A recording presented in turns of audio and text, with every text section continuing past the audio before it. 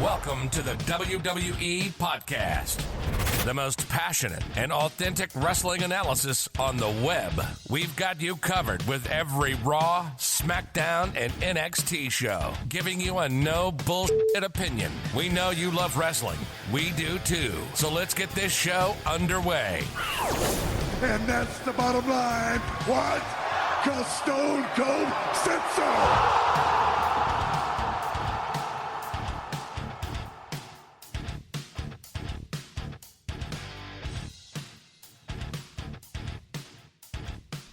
Hey guys, what is going on? And welcome back to WWE Rivalries with your host, yours truly, Anthony DeMarco.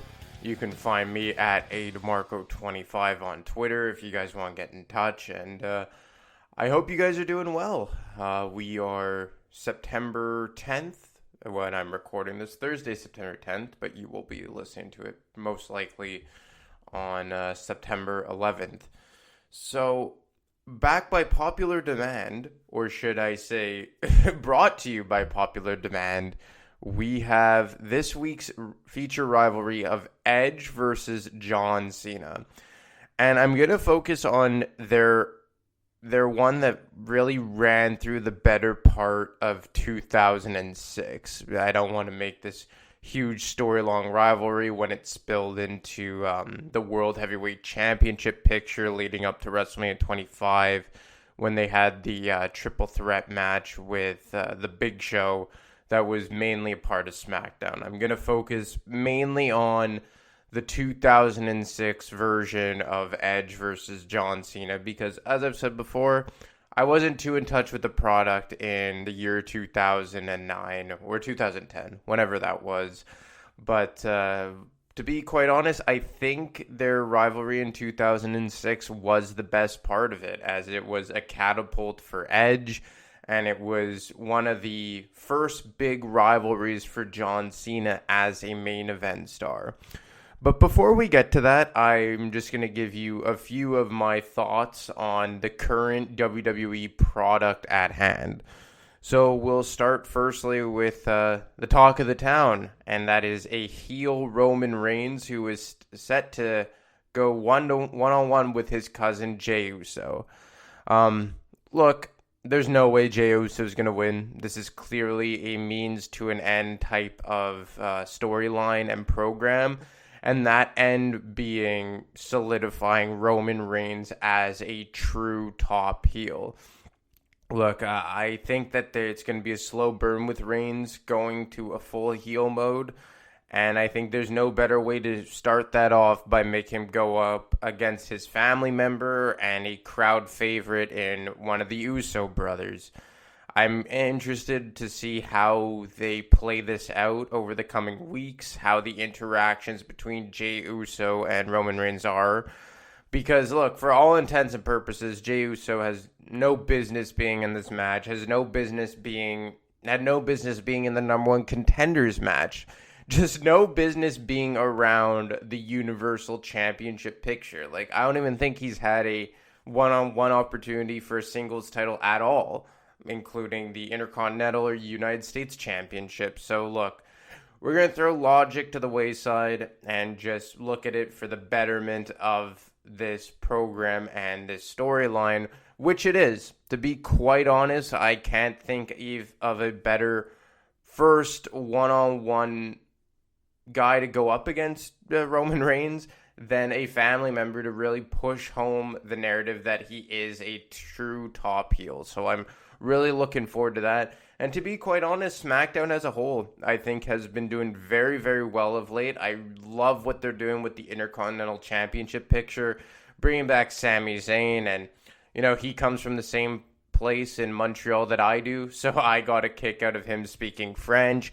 Just overly obnoxious type of character. I really missed him on television. And then him involved with Jeff Hardy and AJ Styles, I just think it's a great mid-card type of feud for SmackDown right now, and I just think as a whole they are doing very well. The Bayley turn on Sasha Banks, I didn't know they were going to do it that fast. I thought they were going to let it drag on for a bit longer, but hey, they did it excellently. I'm here for it. SmackDown as a whole is really doing well. And I think I touched on it last week, but I'm enjoying it a lot more than Monday Night Raw as of right now. And even the tag team division. Like, I know that we haven't really seen Cesaro and Nakamura engage in any type of feud strictly on SmackDown. Obviously, they showed up on Raw this week to come face-to-face with the Street Profits. But the way that they've given Nakamura and Cesaro screen time to kind of push home the fact of, the Champions Lounge and the Champions Champagne, I think it's been really cool. I like Cesaro and Nakamura. I think they've just fit like a glove with one another for a tag team. So as a whole, I am really intrigued on what's going on SmackDown. As for Monday Night Raw, hasn't been bad, but I'm starting to get a bit tired. Like, I'll just say it, Mysterio family, cannot stand them, cannot take any more of it. Dominic coming out there looking like a Power Ranger, beating up Murphy, which I don't understand what the point of that was. I think Murphy becoming a jobber to the Mysterio family is a joke, quite honestly. As for the main event feud, look, I'm still invested in Orton versus McIntyre, but at the same time, I feel like the injection of Keith Lee into that program has really hurt Randy Orton in particular. It's almost like he has two foes right now. I know that they had Keith Lee say like that Drew better not interfere in his match again and whatnot, but I just don't think that's where Keith Lee needed to be. And I love Keith Lee. He has a bright future on the main roster, but just any other type of program would have been better suited for Keith Lee. I thought they were doing an excellent job with pushing Randy Orton as the true top heel in the company. And in professional wrestling as a whole, maybe rivaled by MJF in AEW, but they cooled him off. The back-to-back losses in the same week by the roll-up and then the power bomb by Keith Lee, or I forget what his version of the power bomb is called. But I don't really like what they've done with Orton in the past few weeks. Even Drew getting the 3 Claymores on him this week, I feel like they've really halted the momentum of Randy Orton, and kind of disappointed there, to be quite honest. Then the biggest positive, though, of Monday Night Raw is the Hurt Business. I love it. Absolutely great. They've taken 3, I would say, obscure and random and insignificant guys in MVP and Shelton Benjamin, Cedric Alexander, and we can't lump Bobby Lashley into that mix because he did have a solid run going on even before the Hurt Business showed up. But they have really taken Raw by the horns and, in my opinion, are the most entertaining part of the show right now. I really love what they're doing. I really hope to God that two of the members tag team together and take the tag team championships away from the Street Profits. I think that's what this faction needs. Hopefully it would be Shelton and Cedric Alexander, or MVP and Cedric Alexander. Just Cedric Alexander would have to be involved. I love him joining the group, but I'm hoping that they get more gold around their waist, as Bobby Lashley is already the United States champion.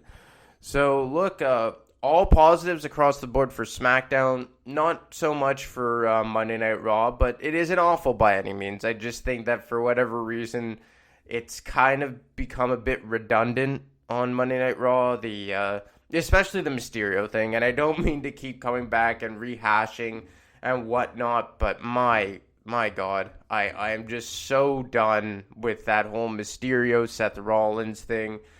And Dominic, I don't know, there's something unlikable about him. Maybe it's the Power Ranger costume, not too sure there, but certainly has not been my cup of tea.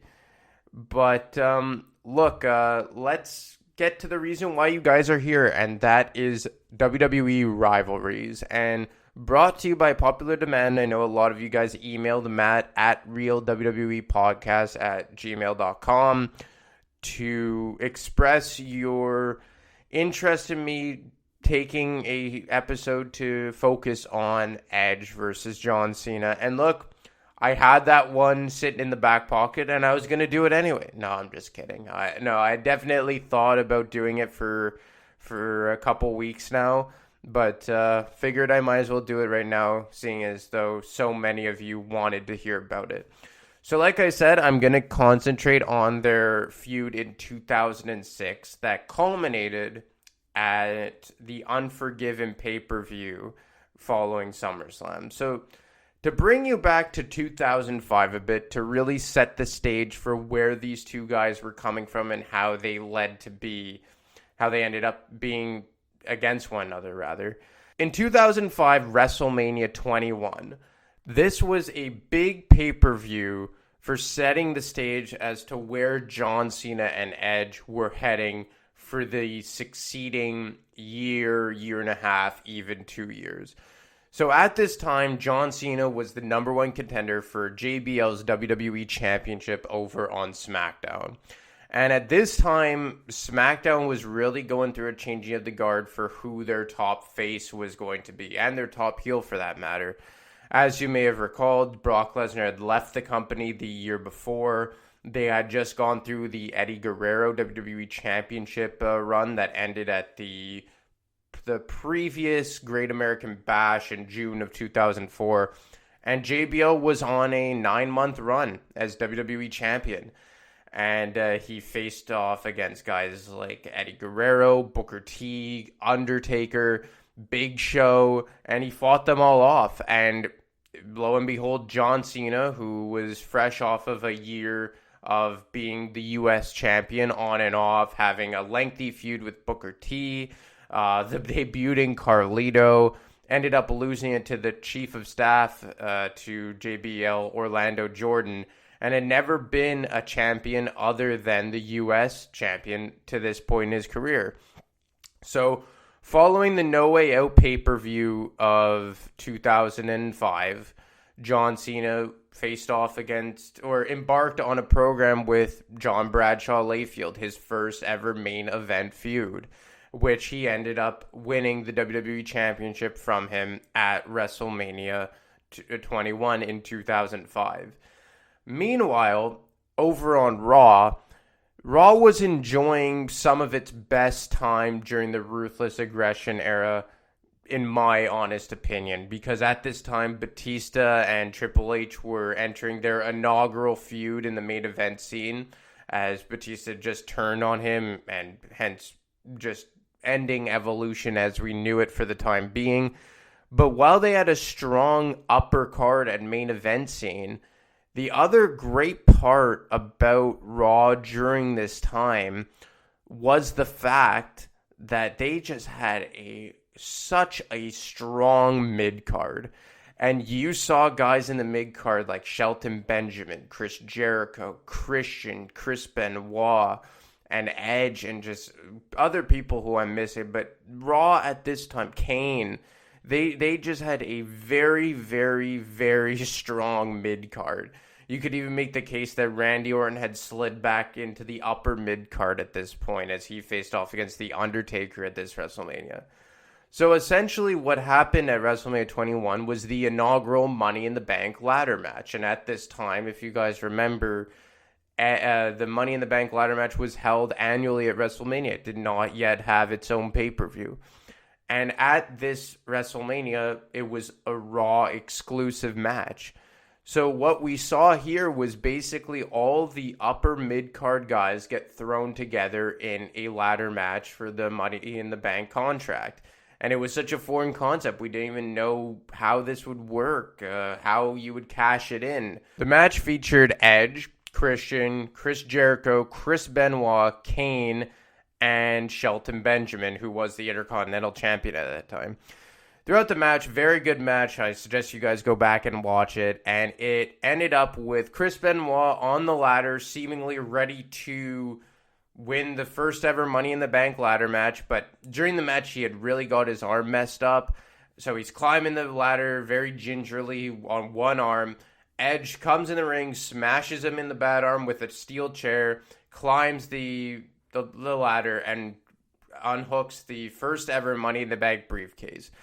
And this set Edge on a very strong year as he really came into his own in 2005 as a top heel. Because in 2004, he was a babyface for much of it, had a program with Randy Orton over the Intercontinental Championship in 2004.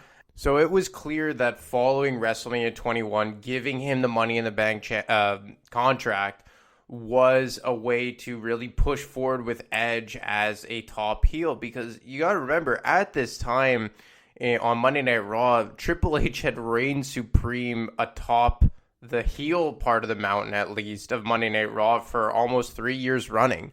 He had been the World Heavyweight Champion, I would say, at least 80% of the time, save for a few short, brief runs by Benoit and Shawn Michaels and Randy Orton, and Batista just won the World Heavyweight Championship at that same pay-per-view. So they had to start looking towards the future, and 2005 was their first step in doing so in the main event, specifically with Edge. Now, to be quite honest, it took Edge quite a long time to get to the main event picture, even following that Money in the Bank. I keep saying championship. Sorry, guys. It's just it's habit for me. Following his Money in the Bank contract victory. So following this pay-per-view, he obviously had a short, brief feud with Kane where he aligned himself with Alita. Then he had the what I love, one of the most underrated feuds that I guess it kind of fell flat, but his feud and program with Matt Hardy in the summer of 2005, playing off real life events, was pretty damn cool, even though it was kind of lackluster in the end. So while Edge was on the ascent in 2005, John Cena was doing much of the same. He closed out his program with John Bradshaw Layfield on SmackDown, and then he was drafted over to Raw as him and Batista swapped places. Both world championships swapped brands. And it was a pretty big shift in the landscape of WWE. Personally, I think it's because Vince McMahon and company saw John Cena as the top guy ahead of Batista. That's why they made him switch to the flagship show, Monday Night Raw. And right out of the gate, he engaged in a feud with Chris Jericho. I believe he defended the WWE Championship at Vengeance 2005 in a triple threat match with Christian and Chris Jericho. His first title defense as part of Monday Night Raw. Then he embarked on a program with Jericho just up until SummerSlam. Jericho ended up getting fired, aka pursuing his Fozzy career. And he was away from WWE for about 2 years after that. And then afterwards, Cena had a program with Kurt Angle, which lasted much of the fall of 2005, culminated at Survivor Series, and he ended up defending his WWE Championship in a Elimination Chamber match at New Year's Resolution 2006.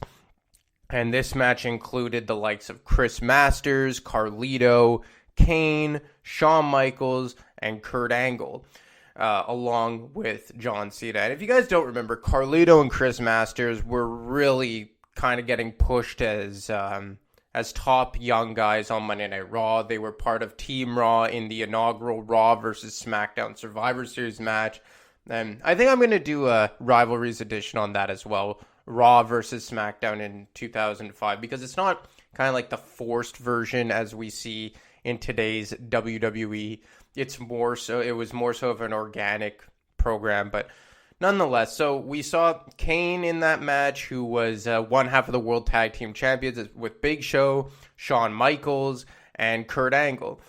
So what we saw in this one is Kurt Angle went out first, Shawn Michaels and Kane followed, and it came down to Carlito, Masters, and John Cena. And John Cena started this match with Shawn Michaels. So he was a bloodied mess.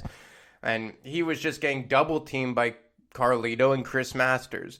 Carlito turned on Chris Masters, got the pin, and then John Cena pinned Carlito for the roll-up, seemingly closing out the night as WWE Champion, overcoming the odds.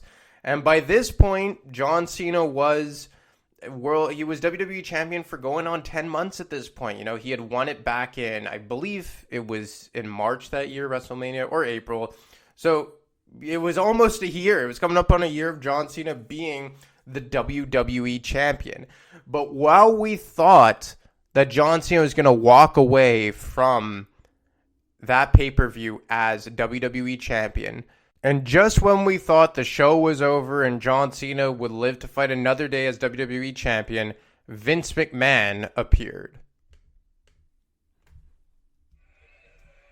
This individual is cashing in his money in the bank privilege that he earned at WrestleMania. The WWE Championship match will take place right here, right now. Oh my. John Cena defends against Edge. Well, I thought, and I said it earlier tonight, are you kidding me? That Edge would use it at WrestleMania. But Edge is cashing in, and cashing it in big time when John Cena is at his weakest. Oh, no, baby. Turn around, Johnny boy. Turn around. It's over. Edge is just waiting on the WWE champion. It's waiting on him. He hit the spear. He hit the spear. Edge hit the spear. Cover. Two. No. No. Did he get him? No, he didn't. How in the world did John Cena kick out of that? Was it a 3 or a 2? It was a two. It was a two, and Edge is in total disbelief. I don't think Edge is the only one in disbelief. After all that Cena's gone through. Look at Edge now. He can't believe it. The disbelief now turning to frustration and anger. You can see the face of Edge changing. Oh, no, not another spear. But I guess Edge figures that's what it's going to take. Edge will spear John Cena over and over again if he has to. Oh, and again. Cover. He got him. My God, what has happened here tonight? Are you?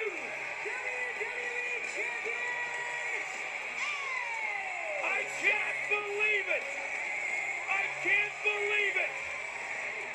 This was indeed a historical night. Edge has shocked the world. Well, I'll tell you what he's done. He's So there you have it. Edge with the inaugural Money in the Bank cash-in takes the championship away from John Cena. The first time the WWE Championship had changed hands in close to 10 months, as I had just said. And fun fact, and I believe you guys already knew this, Matt was in the crowd for that match and that pay-per-view. So a pretty cool bit of info there. I'm pretty sure Matt did a whole wrestling nostalgia based on this. So this was the kickoff to the Edge versus John Cena feud. But while it was the kickoff, it didn't really last long. The following night on Raw, Edge had the infamous live sex celebration, which, man, you want to talk about rated R superstar, that is just about as rated R as it gets. John Cena interrupted, and they embarked on a program that led to Royal Rumble 2006. And lo and behold, John Cena won back the WWE Championship less than a month later. And I guess if I look back at this objectively, I understand why they put the belt back on Cena right away. Because if you think about it, I know we think of John Cena now as being forced down our throats for the better part of 10 years and never losing pay-per-view matches and just basically a WWE version of Superman. There was still a lot of juice to be squeezed from the initial John Cena push at this time. And I know that may be crazy to say because he had just been on a near year-long run as WWE champion. Why put the belt back on him right away? But there was still a lot of runway to go with John Cena, because even though he had only been in the main event picture or that he had already been in the main event picture for a year, they really hadn't gotten him involved in very high-level feuds to this point. Like I said, on SmackDown, it was a 4-month-long program with John Bradshaw Layfield. He came over to Raw. He had a 2-month-long program with Chris Jericho, who was no longer on the Monday Night Raw brand. Then he went toe-to-toe with Kurt Angle for 3 months, who by this time in January 2006 had jumped back over to SmackDown and once again had reclaimed the World Heavyweight Championship. So John Cena had yet to really engage in a feud that stuck. It was all kind of one and dones, and you saw what they did following him regaining the WWE Championship at the Royal Rumble, as he went into a pretty good and underrated program with Triple H leading into WrestleMania 22. And maybe they thought it was premature to put the strap on Edge. If I had to give an objective take on it, I think it's because they saw the potential by booking John Cena versus Triple H at WrestleMania 22. And at this time, not to say that that Triple H had little runway left because he competed as a full-time competitor for about 4 years after this, but he wasn't a spring chicken. So you only had so many years left of Triple H in his absolute prime to go one-on-one with John Cena and main event a WrestleMania. And even more so, it's clear that they had plans to bring back D-Generation X in the summer of 2006, which we saw succeeding the WrestleMania in 2006. So, look, they clearly wanted to strike while the iron was hot, and they put the strap back on John Cena to go into a feud with Triple H heading into Mania 22. And while this was also the case, I'm sure that there was still a bit of hesitation to push forward with Edge as the top heel and arguably the top guy on Monday Night Raw. And, you know, I think by this time Edge had done more than enough to prove that he was, by and large, a main event player on Monday Night Raw and in the WWE. But I could see the hesitation possibly, so they made him engage in a feud with Mick Foley heading into WrestleMania 22. And I feel that the feud with Mick Foley and the match in particular at WrestleMania 22 with Mick Foley was the final test for Edge to see if he could actually be a legitimate main event player for Monday Night Raw and the WWE. Because like I said before, there was a spot at the top of the mountain for Edge to take. You know, Randy Orton had made the jump to SmackDown by this point. Kurt Angle was on SmackDown as well. Rey Mysterio, The Undertaker, all on SmackDown. When you looked at the Raw side of things, it was John Cena, Triple H. I guess you could make the case Shawn Michaels, but he was never really involved in the title picture at this time, had just started a feud with Vince McMahon. After that, there was a whole lot of nothing. You know, Benoit had gone back to SmackDown as well. So Jericho had just retired. So when you looked at Raw, it was just a whole lot of nothing in the mid-card. And as we had seen as I just talked about in 2005, that Raw had a very strong mid-card, that really evaporated for numerous reasons by the time 2006 rolled around. So it was there for the taking for Edge, because after Cena and Triple H, there was not a lot of big-time players there. So he had the match with Mick Foley, which Matt also reviewed on Wrestling Nostalgia, and that was just what a gory and just crazy hardcore match that was. Go back and watch it. One that Edge ultimately won. And at this point, he still had a perfect record at WrestleMania. So John Cena and Edge really stayed apart from one another for quite a few months after. They started the ECW relaunching as a permanent brand for WWE in the late spring of 2006, which ended up with Rob Van Dam challenging John Cena in June, I believe it was June 11th, 2006, at the One Night Stand pay-per-view. Rob Van Dam had won the second ever Money in the Bank briefcase. I want to say championship. I'm sorry, guys. He had won the second ever Money in the Bank briefcase at WrestleMania 22. And unlike Edge and unlike the majority of Money in the Bank winners, he booked a date far in advance to challenge Cena for the WWE Championship. We saw Van Dam win. at the One Night Stand pay-per-view against John Cena at the Bingo Hall in Philadelphia, Pennsylvania. And I remember there were signs saying that if Cena wins, we ride. And by this time, we really started to see the everyday crowd go against John Cena. I know this was a special case scenario with the ECW championship or the ECW pay-per-view, so that it was a very anti-WWE crowd. But just on the regular, it became kind of commonplace to boo John Cena out of the building for even when he was against full-fledged heels. So Rob Van Dam walked out of the One Night Stand pay-per-view as WWE champion and taking that title belt to the ECW brand. At that same pay-per-view, Edge was tagging with Mick Foley to go in a hardcore match versus Terry Funk and Tommy Dreamer, one of which him and Mick Foley won. And this is, again, a reason why he was the rated R superstar.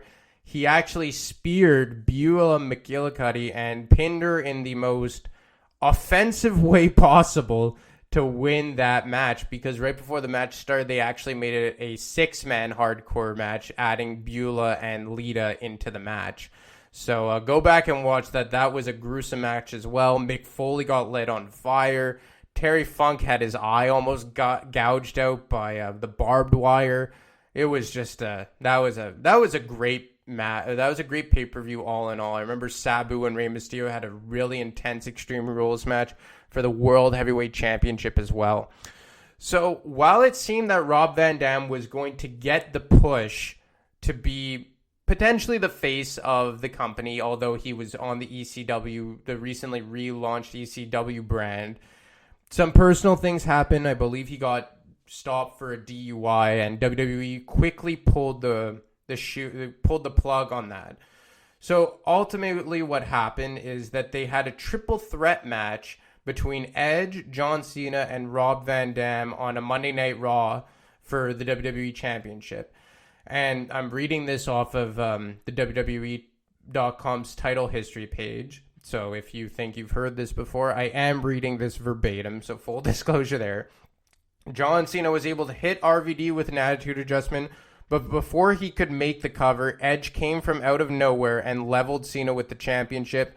With both men already knocked out, Edge covered RVD and stole the WWE Championship from John Cena. So once the belt got put back on Edge at the beginning of July, this is when we got the first real program with Cena and Edge for a lengthy period of time. And I know that they had that month-long program at the beginning of the year after Edge cashed in, and then they had the match at the Royal Rumble. But like I said, that seemed almost premature. It seemed like WWE backpedaled on their original plans, because how often do you see a guy win the championship, his first ever WWE championship win, and lose it at the succeeding pay-per-view? We never see it. We never see that, so I felt like they weren't quite sure if Edge was ready. But by the time this rolled around, they were ready to run with Edge. They brought the championship back to Monday Night Raw from ECW. Rob Van Dam also lost the ECW championship shortly thereafter to the Big Show. So his push, or seemingly main event push, was completely halted due to personal reasons. So then we saw Edge and John Cena basically main event Raw for the whole summer. They had a match at SummerSlam, which Edge won, and hitting John Cena in the back of the head with brass knucks, retaining the championship. And on a side note, this was a very, very good summer for wrestling. It was obviously the return of D-Generation X, and they had that lengthy program with the McMahons, which ended up culminating at Unforgiven 2005, which coincidentally was the culmination of John Cena versus Edge's program.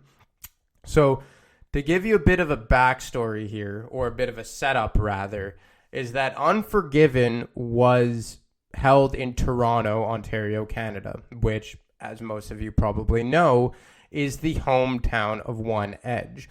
So you could be sure, like, between the hometown of Edge and just almost the universal hate for John Cena at this point, that the crowd would be strongly behind the heel and vastly against the top babyface in John Cena. And to make matters worse for John Cena, the match for the WWE Championship was held in a TLC format, which is the bread and butter of Edge and always has been. And just some of the things leading up to this match, like there was John Cena throwing Edge into the Long Island Sound.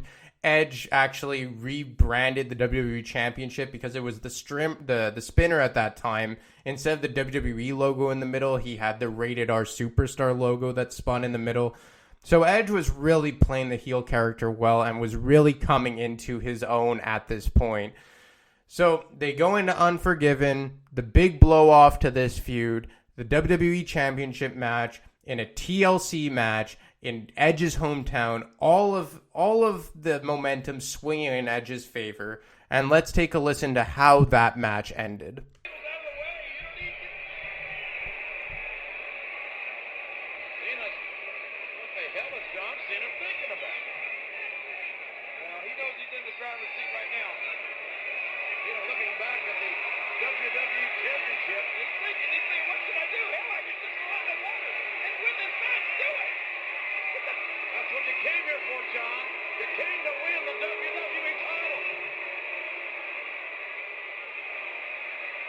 Cena placing that ladder. Well, this is the smartest thing that Cena can do. Edge is history. Win this thing. Stay on Raw. Cena climbing to the top. But wait a minute. There's a WWE Champion Edge. Edge, back in the fray here, King. Back in the equation. The WWE Champion. Ladder. These guys are about to go toe-to-toe at the top of this ladder. The dangerous there. This is real dangerous. A 16-foot ladder. This is death-defying. Career-ending. Both men reaching for the WWE title. Who got it? Who's got the... Oh, my God. Oh, my God. John, don't do this, John. The God Almighty.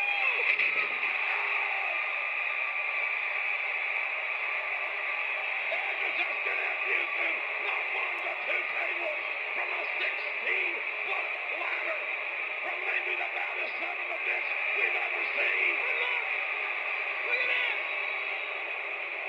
John Cena. Yes, Cena won. He won.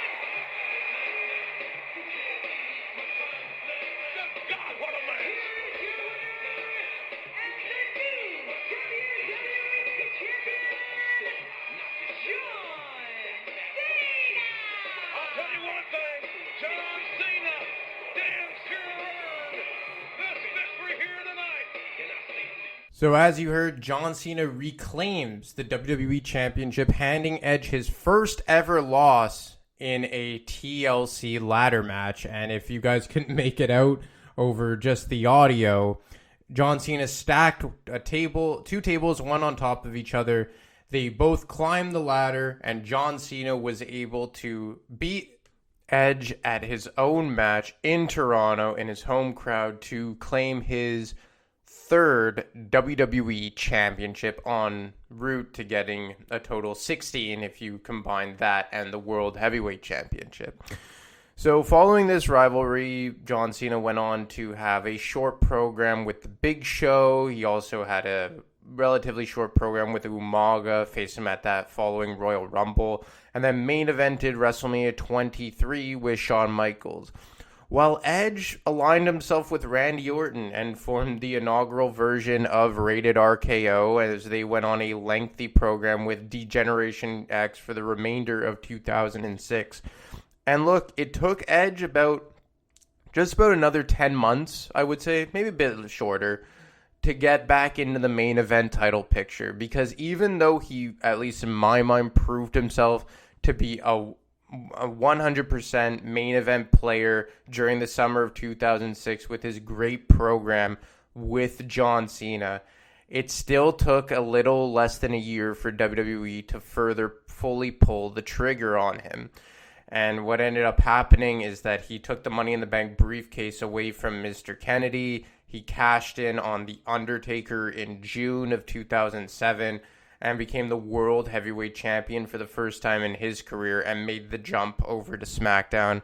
And that's when Edge really kind of caught fire as a true main event player, when he went over to the Blue brand as the World Heavyweight Champion. Obviously, he main evented WrestleMania 24 with The Undertaker. The following WrestleMania, he was in the triple threat match with The Big Show and John Cena, which surrounded the whole Vicky Guerrero, La Familia angle. But this story and this program between Edge and John Cena was important for a lot of ways. And first off, I think it was very important for John Cena because it was the first true main event personal rivalry for Cena. I know originally it was John Bradshaw Layfield, but that always kind of just seemed a bit forced for me. Like, John Cena was the only top babyface left on the SmackDown roster at that time, and SmackDown lacked a lot of true top heels in late 2004, early 2005. They had already gone down that road with Kurt Angle. Then through the summer of 2005, he had various rivalries with Jericho and Kurt Angle and whatnot. Had that short program with Triple H building up to Mania 2006, mind you, WrestleMania 22. But the one with Edge that started at New Year's Resolution, the cash-in, they put it on the back burner on the bit and then revisited it in the summer of 06, I truly believe was John Cena's first top feud. Because if you look back at John Cena, obviously you think of Randy Orton, more recently AJ Styles, The Rock, but you rarely think of Triple H and JBL. The first big rivalry you think of when you think of John Cena as a main event player is against Edge. And as we know, they revisited it several times in the following few years. And as for Edge, it was his first program as a main event guy. I think we could argue that his best main event run and his best program in the main event scene was with The Undertaker. They had many classics with one another. Also, him and Chris Jericho had a few good matches. But again, John Cena and Edge, I really feel, used each other to propel one another as into true main event players. Obviously, John Cena was much more of the main event player beforehand, and Edge was the much more beneficiary of the rivalry. But you can't diminish what Edge meant for the John Cena character either, as legitimizing him as a top babyface in WWE for the succeeding decade. And I know a lot of people don't like John Cena. I'm not the biggest fan of John Cena. I don't hate him as much as most do. But you have to admit that he is one of, if not the biggest star the company has ever seen, especially when you consider since 2005. So listen, guys, that's just about it for rivalries this week. Be sure to send in your requests to Matt at realwwepodcast@gmail.com, or you can hit him up on Instagram, or you can follow me on Twitter and send me a DM like a few of you have already had at ademarco25. So I hope you guys enjoyed it. Feel free to reach out, and I'll catch you next week.